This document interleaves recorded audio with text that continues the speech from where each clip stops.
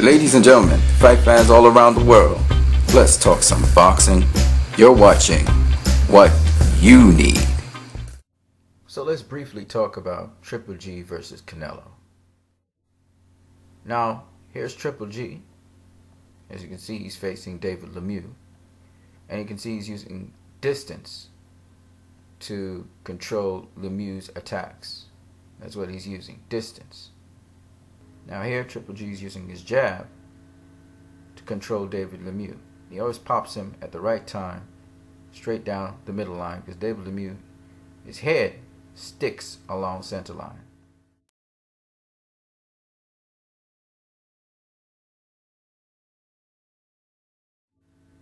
Now, Triple G's jab is used both as a defensive and offensive weapon.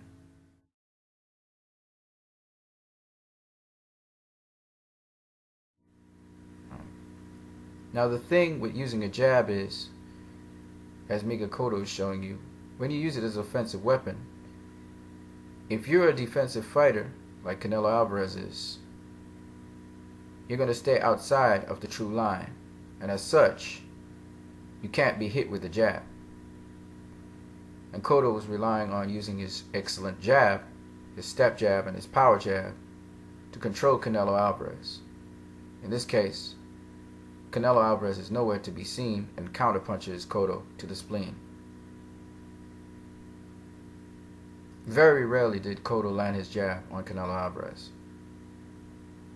And that's a testament to the schooling Canelo Alvarez has.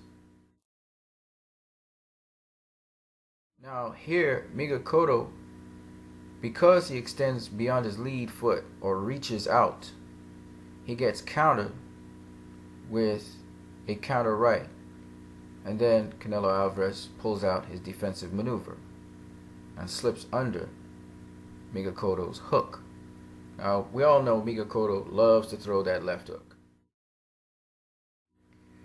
and Canelo Alvarez was well aware of that. So after he scored on Mika Cotto, what did he do? He rolled under. Very slick.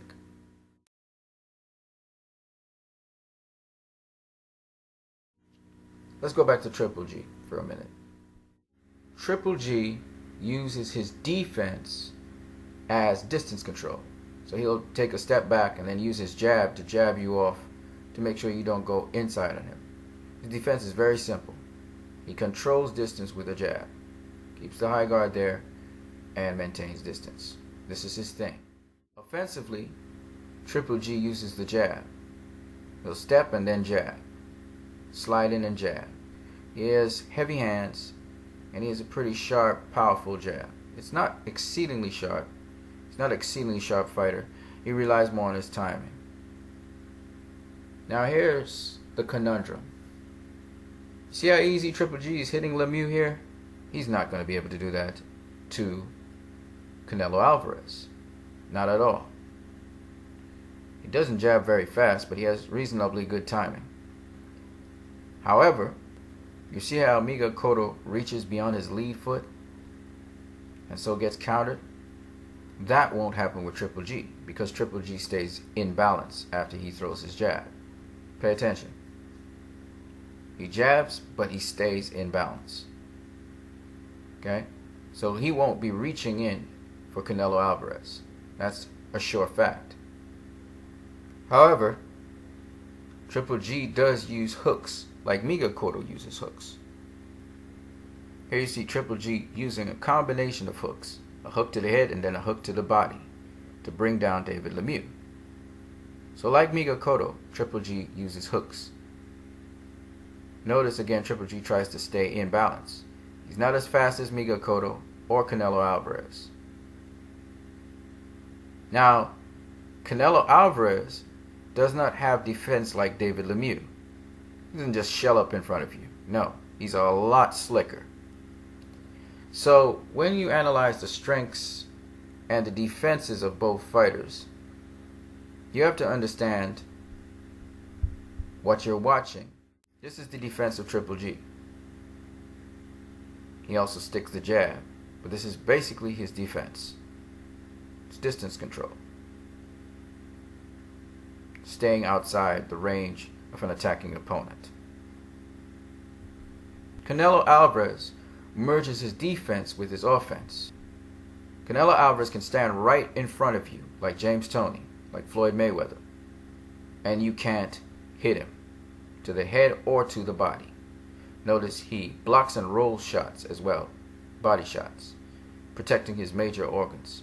So if Triple G tries to hook him, he will roll both his hooks to the head and to the body. Canelo Alvarez has impressive upper body movement, which is why he doesn't have to rely all the time on his foot movement. However, as I suggested, he needs to sharpen up even more on his foot movement. He's already impressive, and he's already much quicker than Triple G is. And his timing is pretty good. You notice Miguel Cotto is a hell of a lot faster than Triple G is. But just in case you didn't see it, have a look again. Triple G is a hell of a lot slower than Miguel Cotto is. Okay? And this is very important for you to realize. Though he has heavy hands, he is nowhere on the speed level of a Canelo Alvarez or Miguel Cotto, and he's not as quick as both of them. He also can't do as much things as they both can do. See, there's a lot I can say about Canelo Alvarez and a lot I can say about Miguel Cotto, and why I think both of them would do very well against Triple G. In fact, both of them I think would go the distance with Triple G because of their defense and their offense that they have to offer, even though they may not hit as hard as Triple G, or at least their power is not the same kind of power, thudding power as Triple G has. Canelo Alvarez is that exceptional counterpuncher. And Triple G, he is that exceptional pressure fighter. Both are smart in what they do. Canelo likes that opponent comes to him. And Gennady Golovkin, he loves chasing down his opponents. However, Gennady Golovkin could back up, at least to some degree, and he uses primarily his jab to keep his opponent off of him. Against Canelo, he will find that his jab is not as effective as he thought it would be. A lot of people think you just need to have a very powerful jab. That's not good enough. Even if you have good timing and a powerful jab, you have to get the placement.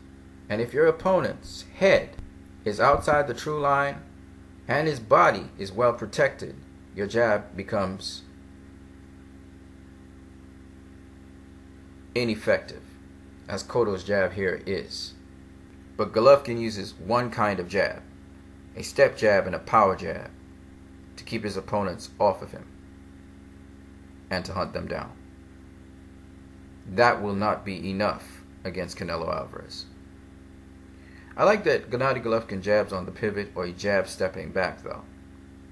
But having said that, he's going to need more than a jab against Canelo Alvarez.